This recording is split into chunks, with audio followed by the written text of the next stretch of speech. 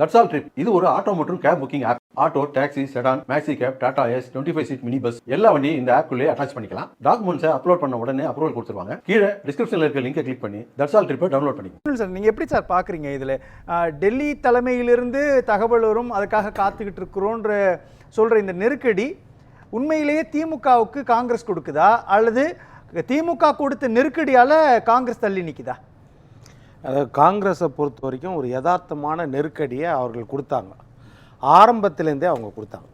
ஆரம்பத்திலேருந்தே திமுக கிட்ட அவங்க சொன்னது என்னென்னா, ஒருவேளை திரைமறைவில் கடந்த காலங்களில் 2021 2019 கூட இப்போ கொடுக்குற 9 சீட்டை வாங்கிக்கோங்க 2019 நாடாளுமன்றத்துக்கு, அடுத்த முறை நாங்கள் பார்க்குறோம் அப்படின்னு சொல்லியிருக்கலாம்.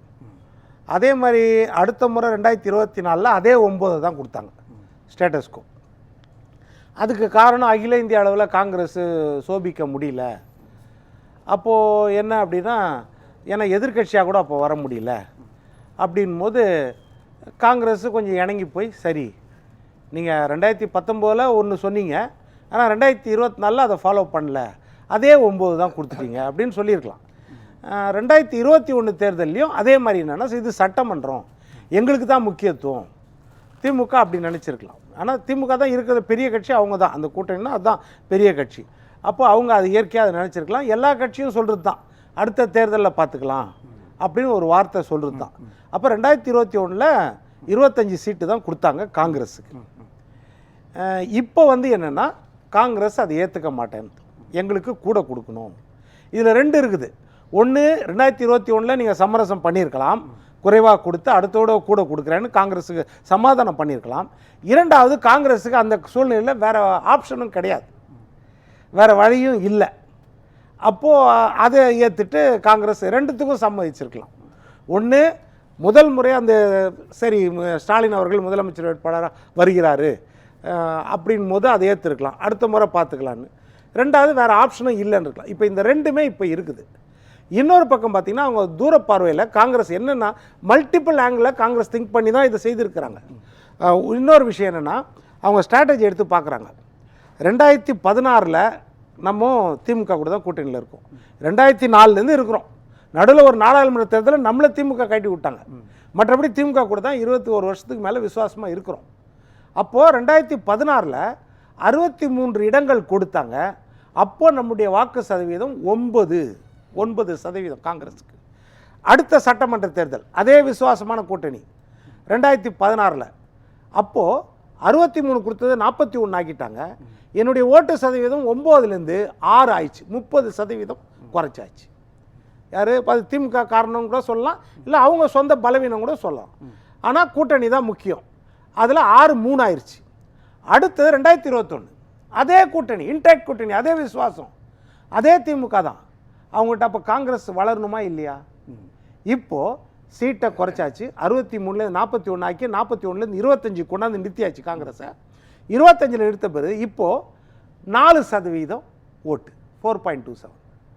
9% 6 ஆக்கியாச்சு 5 வருஷத்தில், 6% 4% ஆச்சாச்சு, 30% 30% குறைச்சாச்சு. இதையும் காங்கிரஸ் கணக்கு போடுது. அப்போ இப்போ இந்த 2024 திமுக தான் காங்கிரஸ் முக் பாரத் அப்படின்ற இடத்தை நோக்கி அது மறைமுகமாக நடக்குதுல்ல, அது அவங்க விரும்பி செய்கிறாங்களோ இல்லையோ. ஆனால் அந்த இடத்துல பிஜேபி ரீப்ளேஸ் பண்ண வேண்டிய இடத்துல காங்கிரஸ் ஸ்ட்ராங்காக இருக்கணும்னு தான் அவங்க நினைக்கணும். ஆனால் காங்கிரஸ் 9லேருந்து 6ஆவது, 6லேருந்து 4ஆவது. இப்போ இன்னொன்று என்னன்னா, கடந்த நவம்பர் 11 2025 பீகார் எலெக்ஷன் முடிஞ்ச உடனே 61 இடத்துல நின்று 6 இடம் ஜெயித்த உடனே இங்கே என்ன ஆழம் பார்க்குறாங்கன்னா, உங்களுக்கு இரட்டை இலக்கத்தில் கொடுத்தாலே, டபுள் டிஜிட்டில் கொடுத்தாலே அதிகம்தான் தமிழ்நாட்டில் அப்படின்னு போட்டாங்களா வலைதளத்தில் எல்லாம். எல்லா இடத்துலையும் வந்துச்சா? அது அவங்க அங்கீகரிக்கப்பட்ட வலைதளங்கள்லேயே வந்துச்சா? அப்போது காங்கிரஸ் இந்த நேரத்தில் உஷாராகுது. அப்போது நம்ம கூட இருந்தே நம்மளை பலவீனப்படுத்துகிறாங்களோ இந்த எண்ணம் ஒன்று. மேலே ராகுல் காந்தி எப்படி சமரசம் பண்ணுறாங்கன்னா, இந்த விஷயத்துக்கு இன்னொரு பக்கம் உங்களுக்கு தாவேக்கா ஆப்ஷன் இருக்குது. இங்கே நம்ம இந்திய அளவில் பார்த்திங்கன்னா எத்தனை மாநிலங்களில் பிஜேபி ஆளுது, எத்தனை மாநிலங்களில் காங்கிரஸ் ஆளுது, இது ஒரு பர்செப்ஷன் வரும். அப்படி இருக்கும்போது கேரளாவும் பாண்டிச்சேரியும் நம்ம பிடிக்கக்கூடிய வாய்ப்பு இருக்கிறது. தாவே கூட சேர்ந்தா. அப்போ டோட்டலாக 28 மாநிலங்கள் 8 யூனியன் பிரதேசம் பார்க்கும்போது காங்கிரஸ் இத்தனை மாநிலங்கள், பெரிய மாநிலமோ சின்ன மாநிலமோ இல்லை அது யூனியன் பிரதேசமோ ஆக மொத்தத்தில் இத்தனை மாநிலத்தில் காங்கிரஸ் ஆளுதுன்ற ஒரு இதை காட்டலாம், நம்ம மக்களுக்கு நம்பிக்கை காட்டலாம், தொண்டர்களுக்கு. இது ஒரு ஆப்ஷன். இதை தான் அவங்க நினச்சிருக்கிறாங்க. தமிழ்நாட்டில் அவங்க ஜெயிப்பாங்களா அப்படின்னா அது ராகுல் காந்திக்கு ஒரு கேள்விக்குறி. என்னென்னா தாவேக்கா கூட சேர்ந்து தாவேக்கா அந்த அளவுக்கு அப்டேட்டாக இல்லை. இதுவும் ஒரு டிராபேக்கு காங்கிரஸுக்கு. இல்லைனா அவங்க ஏழியராக கூட ஒரு முடிவு எடுத்திருக்கலாம். அகில இந்திய அளவில் 2 மாநிலங்கள், வெளி மாநிலங்கள், தமிழ்நாட்டில் ஒரு கணிசமான அளவில் கட்சியை வளர்க்க முடியும். அப்போ இப்படி புரிஞ்சுக்கவா, தாவேக்கா தயாராக இல்லை அப்படின்ற காரணத்தினால தான் திமுகவோடு இருக்க வேண்டிய அல்லது தொடர வேண்டிய நிர்பந்தம் காங்கிரஸ் கட்சிக்கு வந்துருச்சா? நிச்சயமா நிச்சயமா. அது 10 காரணங்கள்ல அது ஒரு காரணம். நிச்சயமா. ஏன்னா 9 தாவேக்கா அந்த அளவில் இல்லை. அதான் இப்போ நான் சொன்னது என்னன்னா ஸ்ட்ராட்டஜிக்கலாக பலவீனப்படுத்துறது. ஸ்ட்ராட்டஜிக்கலாக பார்த்தீங்கன்னா சீட்டுகள் கம்மியாக கொடுத்துட்டு வருது. நீங்கள் ஸ்ட்ராட்டஜிக்கலாக பார்த்தீங்கன்னா ஆல் இண்டியா லெவலில் 2 மாநிலங்களில் கூட வருது. இது இன்னொரு காரணம் சொல்லணுன்னா நீங்கள் சொல்லலாம். என்னென்னா நீங்கள் மற்ற 2ஆம் கட்ட தலைவர்கள் பேசிட்டா வேறு விஷயம், ஒரு நாடாளுமன்ற தேர்தலுக்கு முன்னாடியே என்னமோ. ஆனால் முதலமைச்சரோ துணை முதலமைச்சரோ இன்றைக்கி நம்ம ஐயர் சொன்ன மாதிரி, மணிசங்கர் ஐயர் சொன்ன மாதிரி ஆல் இண்டியா லெவலில் கூட இந்தியா கூட்டணிக்கு தலைவராகக்கூடிய ஒரு வாய்ப்பு இருக்கிற ஒரு ஒருத்தர் அவர் சைட்லேருந்து சனாதானத்தை ஒழிப்பேன், அது கொரோனா மாதிரி டெங்கு மாதிரி இப்படின்னு சொன்னால் வட மாநிலங்களில் காங்கிரஸ்க்கு எப்படி ஓட்டு வரும்? அது அங்கே பிரதிபலிக்குமா இல்லையா? 2ஆம் கட்ட தலைவர்கள் அதை பேசிட்டா வேற விஷயம். ஆனால் நீங்கள் பிரைம் தலைவர்களே பேசும்போது அது அங்கே எதிரொலிக்குது. அதுதான் டிஆர் பாலு சொன்னேன். அப்போ நான் இந்த 10 காரணங்கள் இதெல்லாம் கூட ஒரு காரணம். அப்போ நீங்கள் என்ன யோசிக்கிறீங்கன்னா இங்கே திமுக நம்ம ஜெயிக்கணும், இந்திய அளவில் அது காங்கிரஸ் ஜெயிக்கிறது. அப்புறம் இங்க ஜெயிக்கணும்னா கடந்த தேர்தலே காங்கிரஸ் வச்சு ஜெயிச்சிருக்கிறாங்க இல்லையா? அதுதான். இப்ப ஏன் காங்கிரஸுக்கான தொகுதியை குறைச்சா மட்டும்தான் ஜெயிக்க முடியும்ன்ற கால்குலேஷனுக்குள்ள ஏன் திமுக நிக்கணும்? இப்போ நான் காங்கிரஸ் ஆங்கிள் சொல்லிட்டேன். இப்போ திமுக ஆங்கிள் சொல்றேன். இப்போ திமுக நீங்கள் சொன்ன மாதிரி முன்னாடி காலத்தில் கலைஞரோ அந்த மாதிரி நம்பிக்கையோடு இருந்தாங்கன்னா எப்பயோ நீங்கள் போயிட்டு வாங்க உங்கள் வழியை பார்த்துட்டு சொல்லிட்டு இருப்பாங்க. ஆனால் திமுக என்னென்னா இயற்கையாக களத்தில் தெரியுது. அதாவது கடந்த மாதிரி நம்மளுக்கு மலர் மாலை விரித்த பயணம் கிடையாது, இது முட்கள் நிறைந்த பயணம் தான் இந்த தேர்தல்னு. ஏன்னா கடந்த தேர்தல்லையே அந்த 10 வருட ஆன்டி இன்கம்பன்சிக்கு பிறகும், மிகப்பெரிய ஆளுமை ஜெயலலிதா அம்மா மறைந்த பிறகும், இரட்டை தலைமை குழப்பம் இருந்த பிறகும், பிஜேபி என்ற நெருடல் கூட இருந்த பிறகும் 75 இடத்துல அதிமுக ஜெயிச்சுது எடப்பாடி பழனிசாமி தலைமையில். அப்படி இருக்கும்போது இப்போ நம்ம ரொம்ப கேர்ஃபுல்லாக தான் ஸ்டெப் எடுத்து வைக்கணும். இப்போ நம்மளுக்கு ஆன்டி இன்கம்பன்சி இருக்குது கூட சேர்ந்து. அதே மாதிரி அதிமுக கிட்ட யாரும் சேர மாட்டாங்கன்னு நினச்சோம், ஆனால் பெரிய அளவில் இன்றைக்கி ஓரளவுக்கு சேர்ந்துருக்குறாங்க கணிசமான இடத்துல. பிஜேபி கூட சேராதுன்னு நினச்சோம், ஆனால் சேர்ந்தாச்சு. இப்போ இன்னொரு பக்கம் தாவேக்கன்ற ஆப்ஷன் அவர் யார் ஓட்டை எடுப்பார்னே தெரியல. எவ்வளோ ஓட்டு எடுப்பார்றது மிகப்பெரிய கேள்விக்குறி, அவங்க இஷ்டத்துக்கு சொல்லிட்டு இருப்பாங்க. ஆனால் எடுக்கிற ஓட்டு யார் ஓட்டுன்றது தெரியல. ஒருவேளை சிறுபான்மை ஓட்டா இல்லைன்னா பிஜேபி எதிர்ப்பு ஓட்டா, இதெல்லாம் கூட கணக்கில் இருக்குது. இப்போ திமுக எதிர்ப்பு ஓட்டு மட்டும் கிடையாது, பிஜேபி எதிர்ப்பு ஓட்டுலையும் இருக்கலாம், அதே மாதிரி சிறுபான்மை ஓட்டில், இதெல்லாம் கணக்கு போடுறாங்க. அப்போ அந்த தாவேக்கா பிரிக்கிறதும் ரிஸ்க் எடுக்க முடியாது. எது நம்ம திமுக இதெல்லாம் கணக்கு போட்டு தான் திமுக சகிப்புத்தன்மையோட, அதே நேரத்தில் கூட சீட்டும் கொடுத்துட முடியாது, அவங்கள ரொம்ப பலப்படுத்தவும் முடியாது. பலப்படுத்தினா நாளைக்கு பெரிய டிமாண்டாக இருக்கலாம். ஏன்னா மேலே ரைடு விட்டு கீழே கூட்டணி பேசலாம், காலங்காலத்து பார்த்துருக்குறோம் நம்ம. அதே மாதிரி வருஷ கணக்கில் சிறையில் வைக்கலாம் நம்ம அமைச்சர்களை கூட, அது எந்த ஒரு காரணம் இல்லாமல் கூட வச்சிடலாம். அதனால் இதெல்லாம் காங்கிரஸை பற்றி அவங்களும் யோசிக்கிறாங்க. அதை கணக்கு போட்டு அவங்க ஓட்டு வேணும், அவங்க சீட்டு வேணும், அவங்க ஆதாயம் வேணும், ஆனால் அதே நேரத்தில் அவங்க பலமாகவும் ரொம்ப ஆயிடக்கூடாது நம்ம மாநிலத்தை பொறுத்த வரைக்கும். இதெல்லாம் திமுக மனசில் வச்சுட்டு தான் ஒவ்வொரு கட்டத்திலையும் பேசுகிறாங்க. இதில் உளவியல் ரீதியாக பார்த்தீங்கன்னா மைண்ட் கேம் தான் திமுகவுக்கும் காங்கிரஸுக்கும் இருக்கிறது, ஒரு மைண்ட் கேம். யார் இதில் முன்னணியில் வருது அப்படின்னு. இப்போ இன்றைக்கி களத்தில் பார்த்தீங்கன்னா யதார்த்தமாக 2 பக்கமும் ஓரளவுக்கு ஆதாயம் இருக்கும். ஏன்னா மற்ற கட்சிகளுக்கெல்லாம் கூட்டணியில் சீட்டுகளை குறைத்து கொடுக்குறாங்கன்னு கேள்விப்படுறோம் நம்ம.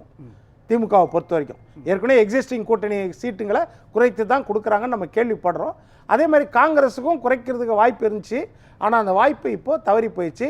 பட் காங்கிரஸ் எதிர்பார்த்தது அளவுக்கு கிடையாது அப்படின்றது தெரியுது. காங்கிரஸ் எதிர்பார்த்தது நீங்கள் 41 சீட்டு, அப்படி இல்லைன்னா எல்லா கதவுகளும் காங்கிரஸுக்கு அடைக்கப்பட்டிருக்குது. இனிமேல் திமுக தான் தஞ்சம் அப்படின்ற இடத்தை நோக்கி வந்துருச்சா, இல்லை திமுக கொடுக்கக்கூடிய இடங்களை வாங்கிக்கிட்டு இங்கேயே இருக்கலாமா, அல்லது திமுக கொடுக்கக்கூடிய இடங்கள் குறைவாக இருக்குது அப்படின்னு மாற்று ஏற்பாடை யோசிக்க வேண்டிய நிலைக்கு தள்ளப்பட்டு? இல்லை, நான் ஆரம்பத்திலேருந்தே என்ன சொன்னேன்னா திமுக கூட்டணியை விட்டு இவங்க போகிறது ஒரு $1 மில்லியன் கொஸ்டின் தான், போக வாய்ப்பில்லை. ஏன்னா நம்ம 2024 பிப்ரவரியிலேருந்து பார்க்குறோம், கட்சி ஆரம்பித்ததுலேருந்து நம்ம தாவேகா விஜய் அவருடைய நிலைப்பாடு அது டீக்ரேடிங் ஃபேக்டராக இருக்குது ஒழிய கொஞ்சம் கொஞ்சமாக இறங்கு முகத்தில் இருக்குது ஒழிய ஏறுமுகமாக தெரியவில்லை. வாக்கு சதவீதமோ இல்லைனா வாக்கு பெர்செப்ஷனோ ஏறுமுகமாக தெரியவில்லை. இதற்கு மேலே அது தூய சக்தினா அதுக்கு மேலே வர புகார்கள், நம்பத்தகுந்த புகார்கள், நீதிமன்றம் கொடுக்குற கண்டனங்கள், அதுக்கப்புறம் அவர்கள் கட்டுப்படுத்தாத கூட்டத்தை வைத்திருக்கிறது, இழப்புகள்,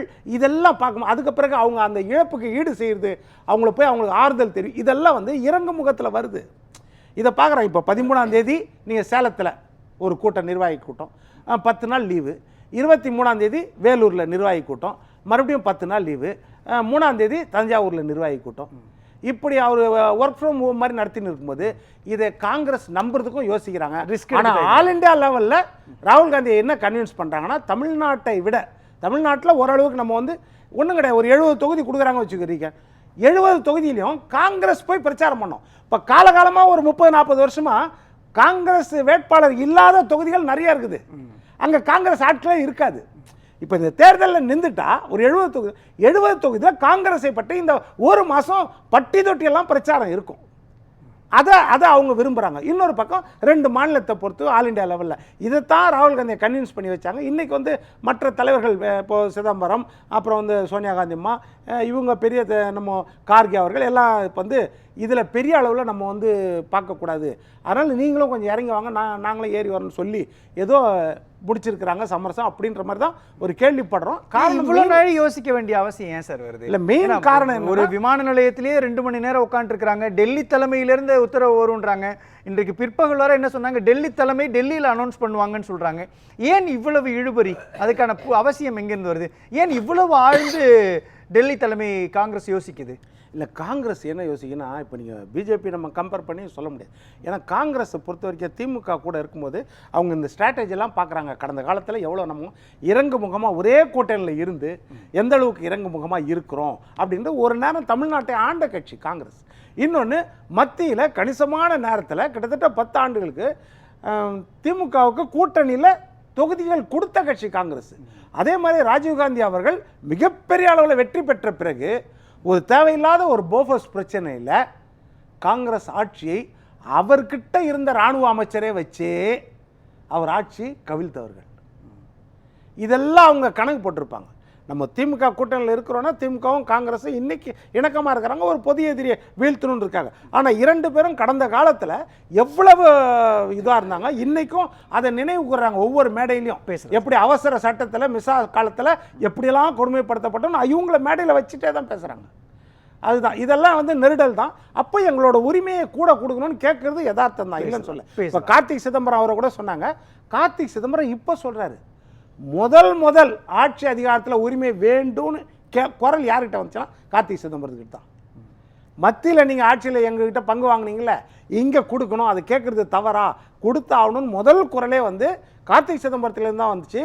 பிரியா அவர்கள் வந்து அந்த 800 சில்லற கோடி வந்து ஒதுக்கீடு பண்ணும்பொழுது கூவாறு சீரமைப்பு இருக்குது, அதுக்கு வெள்ளை அறிக்கையை கொடுக்கணும், நீங்கள் இதில் எந்த அளவுக்கு வேலை நடந்துச்சு அப்படின்னு மேயர் பிரியா அவர்கள்ட்ட கணக்கு கேட்டதே கார்த்திக் சிதம்பரம் முதல். சார், உங்களுடைய இறுதி கருத்து? இல்லை, இப்போ இந்த தீர்ப்பில் பார்த்தீங்கன்னா தோல்வி பயம் அப்படின்றது என்னென்னா, தோல்வி பயத்தை தாண்டி அவங்க என்ன நினைக்கிறாங்கன்னா, தன் கட்சிக்கார் நின்றாங்கன்னா இந்த பிரதான கட்சி திமுக அதிமுக ஒரு பலத்தை நம்ம பார்த்திட முடியும். அதாவது அதிகார பகிர்வு, அதிகாரத்தை பயன்படுத்துவது, அதே நேரத்தில் வந்து கடைக்கட்ட தொண்டர்களும் 100% உணர்வோடு பயன்படுத்துவது, அப்புறம் பொருளாதாரத்தை பயன்படுத்துவது, இது எல்லாமே வந்து நம்ம கேண்டிடேட் இருந்தால் கூட நிறையா இருக்கும். அப்போ நம்ம அதிகமாக நிற்கணும். இது 2வது காரணம். நீங்கள் சொன்ன மாதிரி அதிகார பகிர்வு, இதை கொஞ்சம் அவங்கள சப்ரஸ் பண்ணியிருந்தால் அதிகார பகிர்வு அவசியப்படாது. மாநில சுயாட்சின்ற கொள்கையில் நம்ம வந்து அதில் வந்து தனி ஆட்சின்ற கொள்கையை கடைபிடிக்கலாம் அப்படின்ற 2 இருக்கும். அது கணிசமாக ஓட்டு போட்டிருக்காங்க. இப்போ நீங்கள் மெயினாக பார்த்தீங்கன்னா திமுக கூட்டணி, இப்போ அதிமுக கூட்டணி என்னென்னா இன்னும் அது எதுவும் முடிவு பண்ணலை. ஒருவேளை முடிவு பண்ணியிருக்கலாம், உள்ளுக்குள்ளே வெளியே சொல்லாமல் ஒருங்கிணைந்து இருக்கலாம், எவ்வளோ தொகுதி என்ன ஏதுன்றது. ஆனால் எதுவும் முரண்பாடு வெளியே தெரில, எந்த முரண்பாடு பேச்சோ யார்கிட்ட இருந்தும் வெளியே தெரில. அதனால் அவங்க தான் இன்டாக்டாக இருக்கிறாங்க உண்மையாக பார்த்தா. இப்போ இந்த சைடில் ஒன்று இருக்குது. இந்த சைடில் என்ன நெருக்கடினா, திமுக கடந்த தேர்தலில் 173 தொகுதிகளில் திமுக உறுப்பினர்கள் போட்டி போட்டார்கள். 188 தொகுதிகளில் உதயசூரியன் சின்னம் போட்டி போட்டது. ரெண்டுத்துக்கும் வித்தியாசம். 173 தொகுதியில் திமுக காரங்க போட்டி போட்டாங்க. 188 தொகுதியில் உதயசூரியன் சின்னம் போட்டி போட்டுச்சு. அப்போ 15 தொகுதியில் சின்னம் எக்ஸ்ட்ரா போட்டி போட்டுச்சு. இப்போ நீங்க சொன்ன மாதிரி கருணாசை சேர்த்தா, தனியாசை சேர்த்தா, தமிழ் அன்சாரி சேர்த்தா, முபாரக் சேர்த்தா, வைகோவுக்கு தனி சின்னம் கொடுத்தா கிட்டத்தட்ட 10 உதயசூரியன் சின்னத்தில் கம்மியாகுது. அப்புறம் தனிப்பட்ட முறையில் இவங்க நிற்கிறது 173 தொகுதி. அதில் என்ன வருதுன்னா, இப்போ காங்கிரஸுக்கு 3 கொடுத்தா, தாவேக்காக்கு 7லேருந்து 10 கூட கொடுத்தா, தாவேக்காண்ட நம்ம இது தேமுதிகக்கு கூட கொடுத்தா, மற்ற கட்சிகள் இப்போ விடுதலை சிறுத்தைகளும் கேட்குறாங்க, கூட தான் கேட்குறாங்க, அவங்களுக்கு ஒரு வேளை கூட கொடுத்தா, இப்படி பார்த்தீங்கன்னா அதில் ஒரு 10-15 சீட்டு குறையுது. அப்போது சின்னத்துக்கும் ஒரு 10 குறையுது, சீட்டு ஷேரிங்லேயும் 10 குறையுது, தன்னுடைய உறுப்பினர்கள் நிற்க முடியாது. அப்படின் போது கிட்டத்தட்ட 20லேருந்து 22 குறைய வாய்ப்பு இருக்குது. இது ஒரு சேலஞ்சா இவங்களுக்கு இருக்கும் அப்படின்றது ரொம்ப முக்கியமானது. நன்றி சார். ரமேஷ்.